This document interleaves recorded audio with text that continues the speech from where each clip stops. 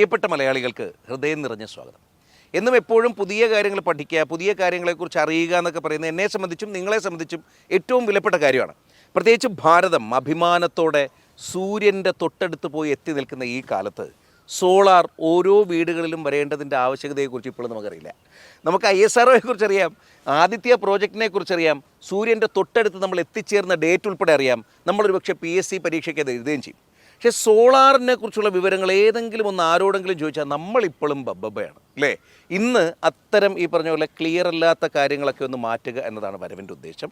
പ്രത്യേകിച്ച് കൗമുദി നിങ്ങളിലേക്ക് എല്ലായ്പ്പോഴും നമ്മുടെ നാടിന് ഗുണമുള്ള കാര്യങ്ങളാണ് ഗസ്റ്റ് ടൈമിലൂടെ എത്തിക്കാറ്. മൂപ്പൻസ് എനർജി എന്ന് നിങ്ങൾ കേട്ടിട്ടുണ്ട്.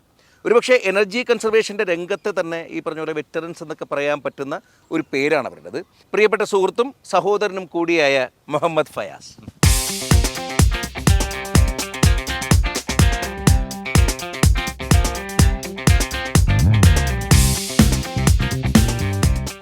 അദ്ദേഹം ഫൗണ്ടർ കൂടിയാണ്. ഈ മൂപ്പൻസ് എന്ന് പറയുന്ന ഒരു എനർജി കൺസർവേഷൻ ടീമിൻ്റെ അല്ലെങ്കിൽ അങ്ങനെ ഒരു കമ്പനി ഒരു 2012 സമയത്ത് ഫൗണ്ട് ചെയ്തത്. ഇപ്പോൾ നിലവിൽ CEO ആയിട്ട് അതിനെ ഇങ്ങനെ നയിച്ചുകൊണ്ടിരിക്കുന്നതൊക്കെ സാറാണ്. ഒരുപാട് സന്തോഷം രാവിലെ നിങ്ങളെ കണ്ടപ്പോൾ. അവിടെ സൂര്യൻ ഇങ്ങനെ പോസിറ്റീവ്, ഇവിടെ നിങ്ങളുടെ മുഖം ഭയങ്കര പോസിറ്റീവ്. ശരി, നമുക്ക് ഇന്ന് കുറേയേറെ ചോദ്യങ്ങൾ ചോദിക്കാനുണ്ട്. ഞാൻ പതിയെ നടന്ന് ചോദിക്കാം. ഒരു മോർണിംഗ് വാക്കും ആവും, കാര്യങ്ങൾ അറിയാനും പറ്റും. ബൈ.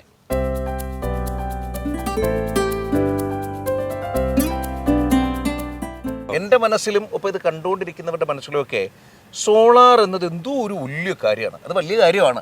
പക്ഷെ ഒരുപാട് കാശുള്ള ഒരു ക്രീമി ഒരു ലെവലുണ്ടല്ലോ, ഒരു ലെയർ ഉണ്ടല്ലോ നമ്മുടെ സൊസൈറ്റിയുടെ, അവർക്ക് മാത്രമേ സോളാർ പറ്റുള്ളൂ എന്നുള്ളതായിരുന്നു എൻ്റെയും കുറേയേറെ പേരുടെയൊക്കെ തെറ്റിദ്ധാരണ. പക്ഷേ ഇപ്പോൾ ഈ അടുത്തിടയ്ക്ക് നിങ്ങളുടെയൊക്കെ ശ്രമഫലമായിട്ടത് മാറിയിട്ടുണ്ട്. സത്യത്തിൽ എന്താണ് അതിൻ്റെ അവസ്ഥ? ഞങ്ങൾ ഈ കമ്പനിയൊക്കെ തുടങ്ങുന്നത് 2012 കാലഘട്ടം. അത് വെച്ച് നോക്കുമ്പോൾ അന്ന് ഏകദേശം 1 കിലോ വാട്ടിൻ്റെ ഒരു പവർ പ്ലാന്റ് വെക്കാൻ വേണ്ടി, സോളാറിൻ്റെ പവർ പ്ലാന്റ് വെക്കാൻ വേണ്ടി ഏകദേശം 1 ലക്ഷം 1.5 ലക്ഷം രൂപയൊക്കെ കിലോ വാട്ടിന് ചിലവുണ്ടായിരുന്ന ഒരു കാലഘട്ടം ഉണ്ടായിരുന്നു. എന്ന് മാത്രമല്ല അന്ന് ഉണ്ടായിരുന്നത് ബാറ്ററിയൊക്കെ മാത്രമുള്ള ടെക്നോളജി മാത്രമായിരുന്നു. ഓഫ് ഗ്രിഡ് എന്നാണ് പറയുക, ബാറ്ററിയുള്ള ടെക്നോളജി. അന്ന് ആ 1.5 ലക്ഷം 1 കിലോ വാട്ട് ഉണ്ടായിരുന്നത് ഇന്ന് ഏകദേശം 60,000 രൂപ, 65,000 70,000 രൂപ എന്നതോ അതിൽ താഴെയൊക്കെ എത്തിയിട്ടുണ്ട്. പകുതിയിൽ വേറെ. അതെ. അപ്പോൾ സാധാരണ ഒരു വീട്ടിലൊക്കെ ഒരു 3 കിലോ വാട്ടിൻ്റെ പവർ പ്ലാന്റ് വെക്കാൻ വേണ്ടി ഏകദേശം 1.5 ലക്ഷം രൂപയിൽ താഴെ മാത്രമേ ഇപ്പോൾ ചിലവ് വരുന്നുള്ളൂ. മനസ്സിലായി. അതായത് അത്രയും കുറഞ്ഞു. അതെ.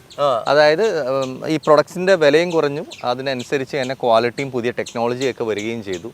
കൂടാതെ ഗവൺമെൻറ് ഇപ്പോഴും ആ പ്രൊമോഷനും ഈ സബ്സിഡി പോലത്തെ കാര്യങ്ങളൊക്കെ ചെയ്യുന്നത് കാരണം സാധാരണക്കാരായിട്ടുള്ള ജനങ്ങൾക്ക് പോലും അഫോർഡബിൾ ആയിട്ടുള്ള ലെവലിലോട്ട് സോളാർ മാറി. അതാണ് ഞാൻ ചോദിക്കാൻ വന്നതിൻ്റെ അടുത്തൊരു ഒരു ലെവൽ. അതായത് ഇപ്പം ഞാനൊരു വീട് വയ്ക്കാറുണ്ട്. അതെ. നമ്മളെ സംബന്ധിച്ച് ഈ പറഞ്ഞ പോലെ അത്യാവശ്യം മിഡിൽ ക്ലാസ് ഫാമിലി ആയിട്ടുള്ള ഒരാളെ സംബന്ധിച്ച് അയാളുടെ വീടിൻ്റെ ടെറസിൽ നല്ല വെയിൽ വീഴും. ഞങ്ങൾക്ക് 2 ഓപ്ഷൻ ഉണ്ട്. ഒന്നുകിൽ റൂഫ് വെച്ചിട്ട് സണ്ണിനെ ബാൻ ചെയ്യാം, അതല്ലെങ്കിൽ സോളാർ വെച്ചിട്ട് സ്വന്തമായിട്ട് കാരണം ഉണ്ടാക്കാം. എനിക്കത് ഈ സാർ നേരത്തെ പറഞ്ഞ പോലെ ആണെങ്കിൽ 1.5 ലക്ഷം 2 ലക്ഷം രൂപ അടുപ്പിച്ച് ചിലവ് വരുന്നതിൽ സർക്കാർ എന്തൊക്കെയാണ് എനിക്ക് തരുന്നത്, എന്തൊക്കെയാണ് എൻ്റെ സബ്സിഡി? അതായത് സോളാർ പവർ പ്ലാന്റ് ഇപ്പോൾ ഒരു സാധാരണക്കാരായിട്ടുള്ള കേരളത്തിലത്തെ ഒരു ഒട്ടനവധി വീടുകളിലൊക്കെ ഉപഭോക്താക്കൾക്കും ഏകദേശം 2 മാസത്തിൽ ഒരു 500 യൂണിറ്റ് 600 യൂണിറ്റ് കറണ്ടൊക്കെയാണ് ഉപയോഗിക്കുന്നത്. അങ്ങനത്തെ ആൾക്കാർക്കൊക്കെ സാധാരണഗതിയിൽ ഒരു 3 കിലോ വാട്ടിൻ്റെ സോളാർ പവർ പ്ലാന്റിൽ നിന്നും 1 കിലോ വാട്ട് ഏകദേശം ഒരു 100-120 യൂണിറ്റ് ആണ് ഒരു മാസം നമുക്ക് അതിൽ നിന്ന് കേരളത്തിലത്തെ കാലാവസ്ഥയിൽ നമുക്ക് ഉൽപ്പാദനം കിട്ടുക. 3 കിലോ വാട്ടിൻ്റെ ഒരു പവർ പ്ലാന്റിൻ്റെ ഏകദേശ വില ഒരു 1,90,000 രൂപയാണ്. അതിൽ നിന്ന് സബ്സിഡി കുറച്ചിട്ട് ഏകദേശം 1,46,000 ചില്ലാനം രൂപ, അതായത് 1 ലക്ഷത്തിൽ താഴെ മാത്രമേ ഉപഭോക്താവ് കമ്പനീസിന് അടയ്ക്കേണ്ടിയിരിക്കുന്നു. ഇപ്പോൾ KSEB ഒക്കെ വളരെ നല്ല ഒരു പ്രൊമോഷനാണ് നടത്തുന്നത്. അവർ ഇപ്പോൾ കഴിഞ്ഞ 2-3 വർഷമായിട്ട് ഇവിടെ KSEBയുടെ സൗര എന്ന് പറഞ്ഞിട്ടുള്ളൊരു പദ്ധതി നടപ്പിലാക്കുന്നുണ്ട്. ജനങ്ങളൊക്കെ വളരെ ഉഷാറായിട്ട് നന്നായിട്ട് ആക്സെപ്റ്റ് ചെയ്തിരിക്കുന്ന ഒരു പ്രോഗ്രാം. കഴിഞ്ഞൊരു 2 വർഷത്തിനിടയിൽ തന്നെ എനിക്ക് തോന്നുന്നു ഏകദേശം 40,000-ൽ പരം കസ്റ്റമേഴ്സ് ഈ ഒരു സ്കീമിൽ തന്നെ കിട്ടുന്നത്. അതായത് സബ്സിഡി കുറച്ചിട്ടുള്ള തുക മാത്രമേ കമ്പനീസിന് നൽകേണ്ടതുള്ളൂ. അതാണ് ഈ സ്കീമിൻ്റെ വലിയൊരു പ്രത്യേകത.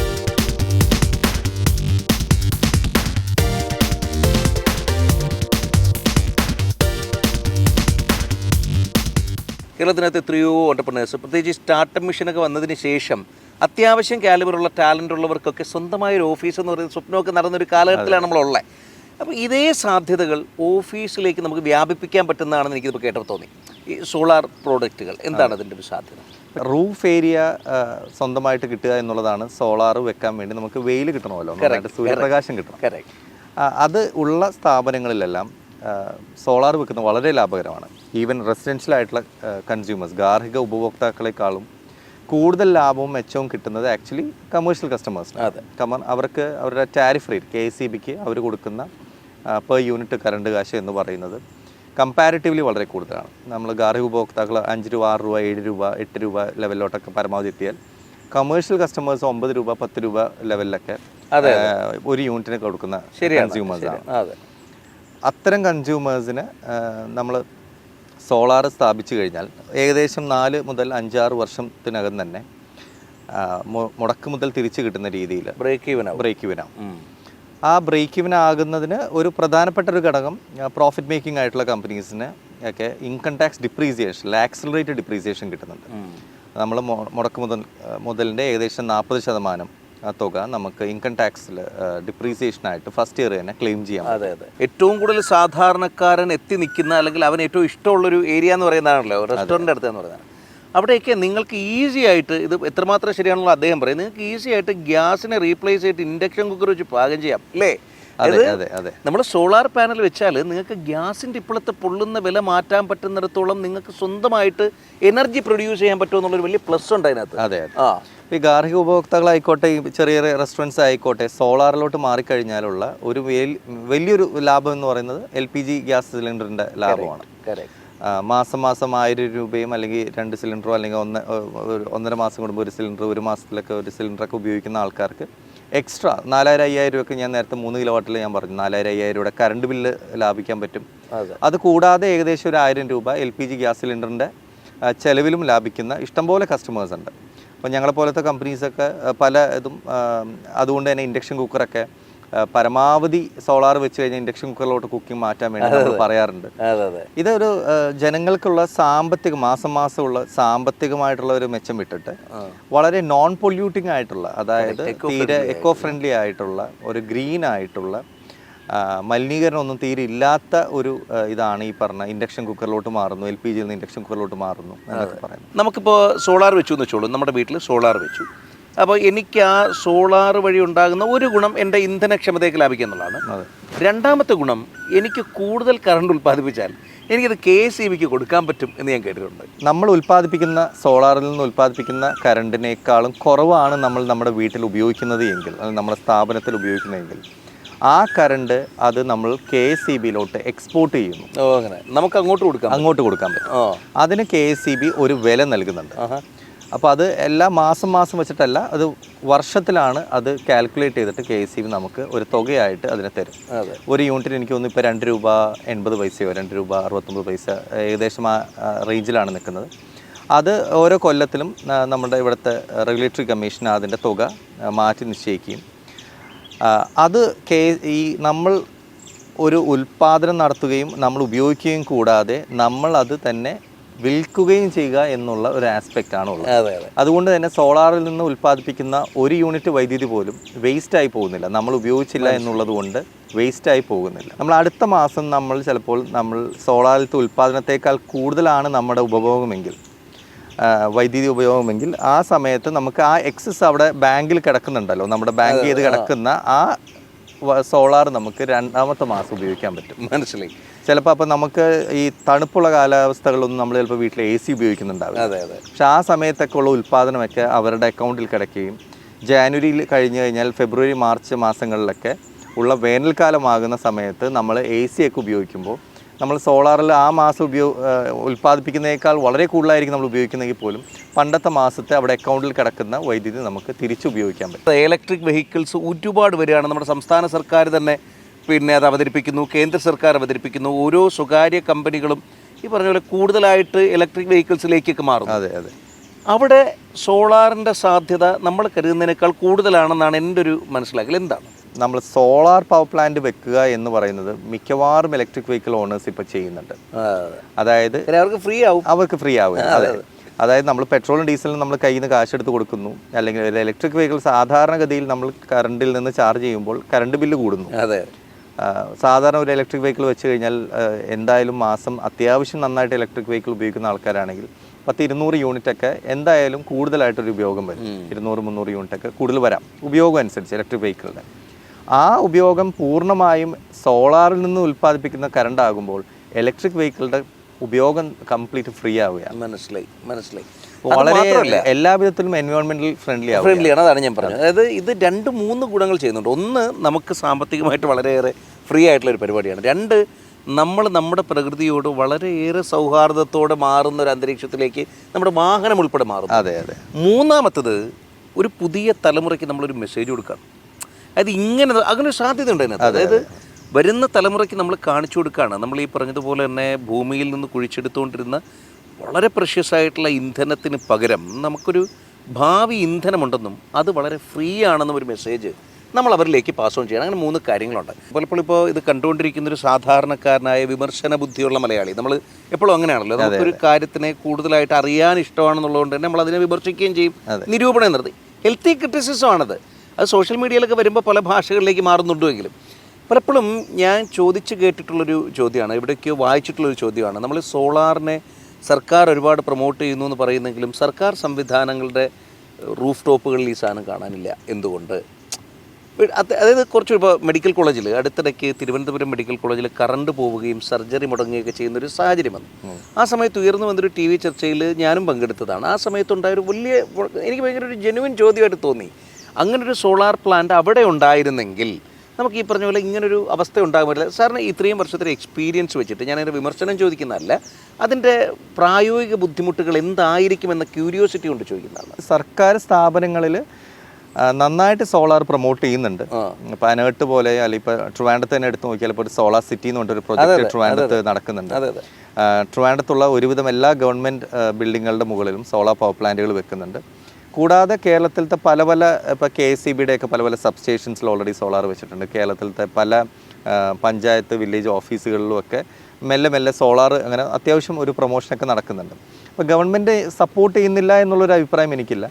സർക്കാർ സ്ഥാപനങ്ങളിലൊക്കെ പരമാവധി അവർ ചെയ്യാനുള്ള ശ്രമങ്ങൾ ചെയ്യുന്നുണ്ട്, പ്രൊമോട്ട് ചെയ്യുന്നു. നമുക്ക് എന്തുകൊണ്ട് ഇത്രയും മാത്രം വില്ല പ്രോജക്റ്റുകൾ, ഇത്രയും മാത്രം ഒരു creative and innovative construction area, ഇത്രയും ഡെവലപ്പ് ആകുന്ന റിയൽ എസ്റ്റേറ്റ് ബൂമിങ് നടക്കുന്ന ഈ ഒരു കാലഘട്ടത്തിൽ നമുക്കൊരു വീട് വെക്കുമ്പോൾ അതിൽ ഇത്ര യൂണിറ്റ് ഉറപ്പായും ഉണ്ടാകണം എന്നൊരു നിയമം കൊണ്ടുവന്നിട്ടെന്ന് ചോദിച്ചപ്പോൾ അദ്ദേഹം എന്നോട് പറഞ്ഞു, നിങ്ങൾക്കറിയാത്തതാണ്, അങ്ങനെ ഒരു സംഗതി ഉണ്ട്, അത് പലരും ചെയ്യുന്നില്ല എന്നേ ഉള്ളൂ. എന്താണ് സാർ, അതിപ്പോൾ കണ്ടുകൊണ്ടിരിക്കുന്ന ഒരാൾക്ക് തോന്നുന്നുണ്ടാവുമല്ലോ, നമ്മുടെ വീട് വെക്കുമ്പോൾ തന്നെ നമ്മുടെ വീടിൻ്റെ മുകളിൽ ഇതുണ്ടാകണമെന്ന് സർക്കാർ പറഞ്ഞാൽ അതെന്താണ് അതിൻ്റെ നിയമവശങ്ങൾ, എന്തൊക്കെയാണ് അതിൻ്റെ രീതി? സോളാർ അങ്ങനെ ഒരു വീട് പണിയുമ്പോൾ തന്നെ ഒരു സ്റ്റാൻഡേർഡ് ആയിട്ടുള്ള ഒരു പ്രൊഡക്റ്റ് ആയിട്ട് വെക്കുന്ന ഒരു പ്രവണത ഇപ്പോൾ വളരെ നന്നായിട്ട് പോപ്പുലർ ആയിട്ടുണ്ട്. അതെ. പ്രത്യേകിച്ച് വില്ല പ്രോജക്റ്റുകളൊക്കെ, ചില വില്ല പ്രോജക്റ്റുകളൊക്കെ ഡെവലപ്പേഴ്സ് തന്നെ മാർക്കറ്റ് ചെയ്യുന്നത് തന്നെ ഞങ്ങളുടെ എല്ലാ വില്ല പ്രോജക്റ്റിലും സോളാർ ഉണ്ട്, അത് സ്റ്റാൻഡേർഡ് ആണ്, നിങ്ങൾക്ക് ഇപ്പോൾ കറണ്ട് ബില്ല് കൊടുക്കേണ്ടതില്ല, എല്ലാ വീട്ടിലും ഒരു ചാർജിങ്ങിന് ഇലക്ട്രിക് കാർ ചാർജ് ചെയ്യാനുള്ള പോയിന്റ് ഇട്ടിട്ടുണ്ട്, സോളാറിൽ നിന്നാണ് അതിൻ്റെ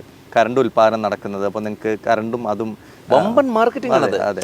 ഒരു വലിയ ഒരു സ്കെയിലിൽ നമ്മൾ കുറേ ഏറെ വില്ലകൾ ചെയ്യുമ്പോൾ അത് ലാഭകരമാണ് ഡെവലപ്പേഴ്സിനെ സംബന്ധിച്ച്, ഒപ്പം കസ്റ്റമേഴ്സിനെ സംബന്ധിച്ച്. ഇപ്പം നമ്മൾ കൊടുക്കുന്ന കറണ്ട് ബില്ല് 5 ഒരു യൂണിറ്റിൻ്റെ ടാരിഫ് റേറ്റ് എന്ന് പറയുന്നത് 5 രൂപ 6 രൂപയൊക്കെയാണെന്ന് വിചാരിക്കുക.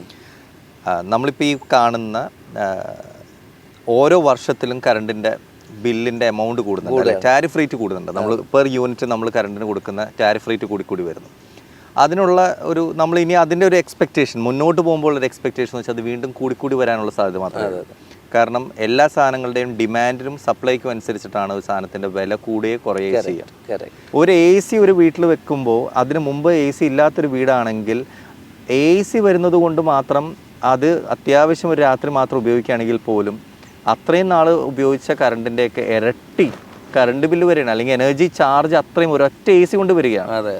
LED TVയുടെ സൈസ് കൂടുമ്പോഴും ഇതൊക്കെ സംഭവിക്കുന്നത് ഇത് തന്നെയാണ്. എല്ലാം നമ്മൾ ഇലക്ട്രിക് കാറ് വാങ്ങുന്നു, ഇതെല്ലാം ഇലക്ട്രിക്കിലോട്ടാണ് മാറിക്കൊണ്ടിരിക്കുന്നത്. കൂടുതൽ കൺസംഷൻ, ജനങ്ങളുടെ ലൈഫ് സ്റ്റൈൽ എന്ന് പറയുന്നത് കേരളത്തിലത്തെ ലോകത്തിലൊട്ടാകെ ഇമ്പ്രൂവ് ചെയ്ത് വന്നുകൊണ്ടിരിക്കുകയാണ്. ഇതിനെല്ലാം ആവശ്യമായിട്ടുള്ള സാധനമാണ് എനർജി.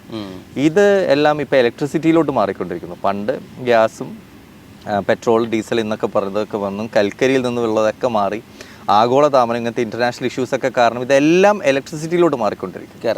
ഇതിനെല്ലാം ഇലക്ട്രിസിറ്റിയുടെ ഡിമാൻഡ് ഇത്രയും കൂടിക്കൊണ്ടിരിക്കുമ്പോൾ ഇലക്ട്രിസിറ്റിയുടെ ടാരിഫും ഇതനുസരിച്ച് നന്നായി കൂടിക്കൊണ്ടേയിരിക്കുന്ന ഒരു സാഹചര്യം നമ്മൾ എന്തായാലും പ്രതീക്ഷിക്കണം. ഇന്നത്തെ നമ്മുടെ ലാഭം ഒരു 3 കിലോവാട്ടിൻ്റെ പവർ പ്ലാന്റ് വെച്ച് കഴിഞ്ഞാൽ 5000 രൂപയാണ് നമുക്ക് 2 മാസത്തിലെ കറണ്ട് ബില്ല് ലാഭമെങ്കിൽ ഓരോ വർഷം കഴിയുമ്പോൾ ഈ സോളാർ പവർ പ്ലാന്റ് എന്നുള്ള ലാഭം 6,000 രൂപയും 7,000 രൂപയും 8,000 രൂപയും ലാഭം കൂടിക്കൊണ്ടിരിക്കുകയാണ്. പക്ഷെ മുടക്ക് മുതൽ എന്ന് പറയുന്നത് ഒറ്റ തവണ മാത്രമേ ഉള്ളൂ. മനസ്സിലായി.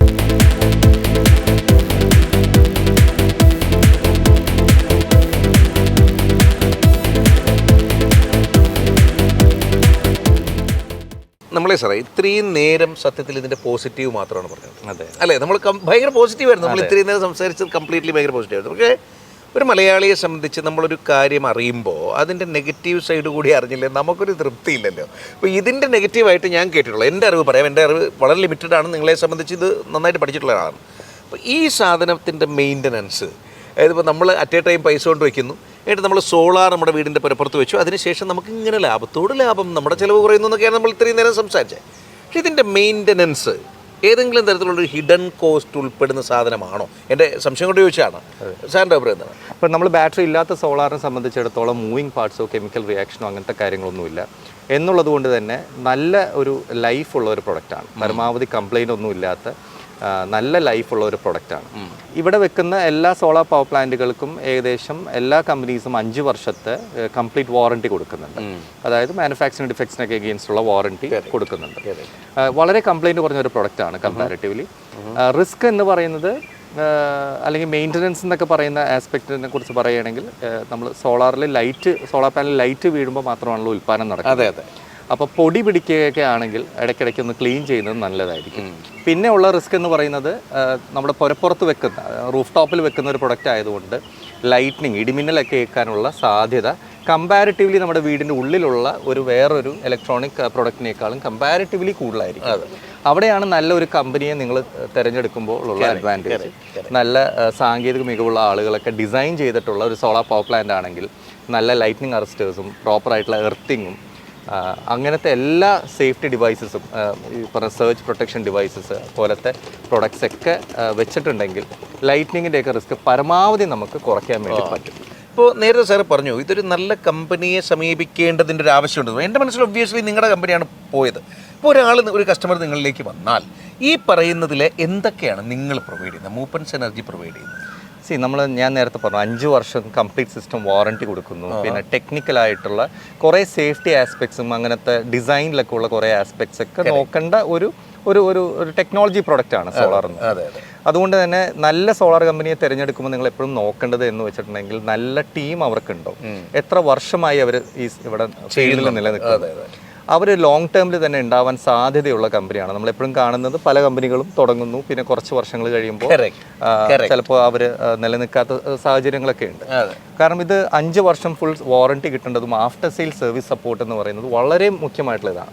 അപ്പോൾ ഒന്ന് ഡിസൈനിലൊക്കെ വരുന്ന പാകപ്പിഴകളൊക്കെ നിങ്ങൾക്ക് ഈ പറഞ്ഞ ലൈറ്റ്നിങ്ങും പ്രൊഡക്റ്റുകൾ കംപ്ലൈൻറ്റ് വരാനൊക്കെ ഉള്ള സാധ്യതകളും.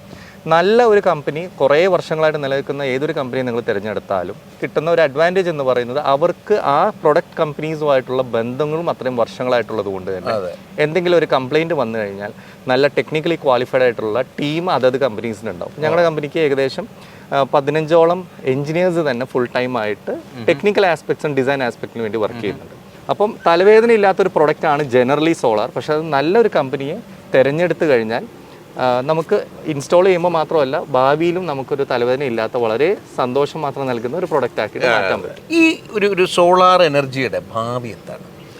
സോളാർ എനർജിയുടെ ഭാവി എന്ന് പറഞ്ഞാൽ നേരത്തെ പറഞ്ഞു, ഒന്ന് ബാറ്ററി ബേസ്ഡ് ആയിട്ടുള്ള ടെക്നോളജീസിൻ്റെയൊക്കെ വില കുറയുകയാണ് എങ്കിൽ, പ്രത്യേകിച്ചും ഹൈബ്രിഡ് ആയിട്ടുള്ള, അതായത് ബാറ്ററിയും ഓൺ ഗ്രിഡും കൂടെ കൂടിയിട്ടുള്ള രണ്ടും കൂടെ കൂടിയ ടെക്നോളജി കൂടുതൽ പോപ്പുലർ ആവാനുള്ള സാധ്യതയുണ്ട്.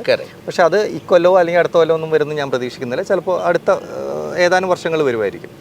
രണ്ടാമത്തത് മൈക്രോ ഇൻവേർട്ടർ എന്നൊക്കെ പറഞ്ഞിട്ടുള്ള ലേറ്റസ്റ്റ് ടെക്നോളജീസ് വരുന്നുണ്ട്. അപ്പോൾ ഒരു സോളാർ പവർ പ്ലാന്റിന് ഒരു ഇൻവേർട്ടർ എന്നതിന് പകരം ഓരോ സോളാർ പാനലിൻ്റെ അടിയിൽ സെപ്പറേറ്റ് ചെറിയ ഇൻവേർട്ടറുകൾ, കൂടുതൽ സേഫ്റ്റി ഫീച്ചേഴ്സും കൂടുതൽ എഫിഷ്യൻസി ഒക്കെ ഉള്ള, കൂടുതൽ ഔട്ട്പുട്ടൊക്കെ കിട്ടുന്ന രീതിയിലത്തെ ടെക്നോളജീസൊക്കെ നിലവിൽ വരുന്നുണ്ട്. പിന്നെ ഉള്ളത് പുതിയ നേരത്തെ പറഞ്ഞ പോലെ 1 കോടി വീടുകളിലൊക്കെ പോലത്തെ പുതിയ സബ്സിഡി പ്രോഗ്രാമുകളൊക്കെ ഗവൺമെൻറ് അവതരിപ്പിക്കുന്നുണ്ട്. പക്ഷേ നമ്മളുടെ ഒരു അനുഭവം വെച്ചിട്ട് ഇതിനു മുമ്പ് ഇതേപോലെ പല സ്കീമുകൾ വരികയും പോവുകയൊക്കെ ചെയ്യാറുണ്ട്. ഒരിക്കലും പണ്ടൊരു സോളാർ വെച്ചിട്ടുള്ള ഒരു കസ്റ്റമർ ഒരിക്കലും റിഗ്രറ്റ് ചെയ്യേണ്ട വരാറില്ല. അതിനേക്കാൾ നല്ലൊരു സംഭവം വന്നെന്നോ അല്ലെങ്കിൽ അതിനേക്കാൾ എന്തെങ്കിലും പുതിയതായിട്ട് വന്നെന്നോ. കാരണം മുടക്ക് മുതൽ അന്ന് തൊട്ട് തന്നെ നമുക്ക് ലാഭം കിട്ടി തുടങ്ങുന്നത്.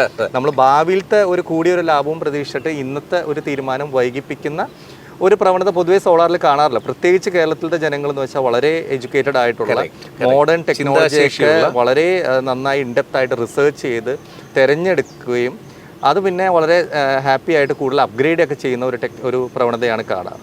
അപ്പോൾ പുതിയ പല കാര്യങ്ങളും വരുന്നുണ്ട്. പക്ഷേ ഇന്നത്തെ ടെക്നോളജി തന്നെ വളരെ മെച്യൂറാണ്. ഇപ്പോഴത്തെ സ്കീമുകളൊക്കെ തന്നെ വളരെ ലാഭകരമാണ്. ഇനിയൊന്നു നമ്മൾ ഇനിയും അത് വെച്ച് താമസിപ്പിക്കേണ്ട കാലത്തിൽ നിന്ന് ഒരുപാട് മുമ്പിലെത്തേണ്ടിയിരിക്കുന്നു. അതായത് ബഹുമാനപ്പെട്ട പ്രധാനമന്ത്രി ഉൾപ്പെടെ രാമക്ഷേത്രത്തിൻ്റെ മുമ്പിൽ നിന്ന് സൂര്യനെ നോക്കി 1 കോടി വീടുകളിലേക്ക് സോളാർ പാനലുകൾ എത്തുന്നു എന്ന് പറയുന്ന വലിയൊരു ചരിത്ര മുഹൂർത്തം പോലും സംഭവിച്ച ദിവസങ്ങളിലാണ് നമ്മൾ നിൽക്കുന്നത്. അതുകൊണ്ട് തന്നെ ഈ സമയത്ത് നമുക്ക് നമ്മുടെ എനർജി കൺസർവേഷൻ, നമ്മളെങ്ങനെയാണ് നമ്മുടെ എനർജിയെ സേവ് ചെയ്യാൻ പോകുന്നത് എന്നുള്ളതും കൂടി ചിന്തിക്കാനുമുണ്ട്. ഈ എപ്പിസോഡ് ഇത്രമേൽ മനോഹരമാക്കി തന്നത്, നമുക്ക് എല്ലാവർക്കും മനസ്സിലാകുന്ന ഭാഷയിൽ അത് പറഞ്ഞു തന്നത് ഏറ്റവും പ്രിയപ്പെട്ട മൂപ്പൻസ് എനർജിയുടെ ലീഡറും ഫൗണ്ടറും സിഇഒയും ഒക്കെയാണ്. അതിനൊരുപാട് താങ്ക്സ് ഉണ്ട്, ഒരുപാട് സ്നേഹമുണ്ട്. മാത്രമല്ല നമുക്ക് പകർന്നു തന്ന അറിവിന് നമുക്ക് ഗുണമുണ്ടാകുമ്പോൾ നാളെ അത് നിങ്ങൾക്ക് നല്ലതായിട്ട് ഭവിക്കട്ടെ എന്ന ആശംസയുണ്ട്. ഇനി നിങ്ങളോടാണ്, നമ്മുടെ സമയമാണ്. വരാനിരിക്കുന്ന കാലം നമ്മുടേതായി മാറേണ്ടതുണ്ട്. അതിനുള്ള ഏറ്റവും പെർഫെക്റ്റ് ടൈമിലാണ് സോളാറിൻ്റെ കാര്യത്തിൽ നമ്മുടെ നാടുള്ളത്. വരും കാലം നിങ്ങളുടേതാകട്ടെ, നിങ്ങളുടെ വീടുകളിലും പ്രകാശം പരകട്ടെ.